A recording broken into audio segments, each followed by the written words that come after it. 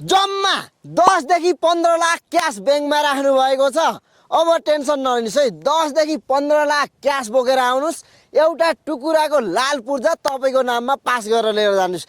त्यो पनि भक्तपुरमै रहेको जग्गा। प्लोटिङको बाटो सर 16 फुटे पाउनुहुन्छ भने ठुलो रुटको गाडी चल्ने हाइवे बाटोदेखि पनि नजिकै पछाडिपट्टि हेर्न सक्नुहुन्छ। प्लोटिङको सँगै राम्रो राम्रो घरहरू, गाउँ समाज बस्तीहरू बसिसकेको ठाउँमा यति राम्रो जग्गा बिक्रीमा रहेको छ है। तपाईँले नसोचेको मूल्यमा लिन चाहनुहुन्छ, ढिला नगर्नुहोस् है त। सीमित टुकुरा मात्रै बाँकी रहेको छ। यो 16 देखि 17 रोपनीमा गरिएको प्लोटिङ रहेछ।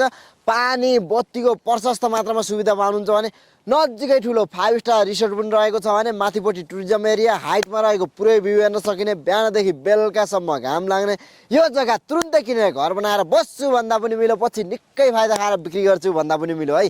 जम्मा आनाको धेरै छैन, 5 लाखदेखि 9 लाख मात्रै राख्नु भएको छ भने टोटल तपाईँहरूसँग 10 देखि 15 लाख क्यास छ भने लिएर आउनुहोस्। एउटा टुकुराको लाल पूर्जा तपाईँको नाममा पास गरेर लिएर जानुहोस्। अरू कमाउँदै किस्ता तिर्दै गर्न सक्नुहुनेछ।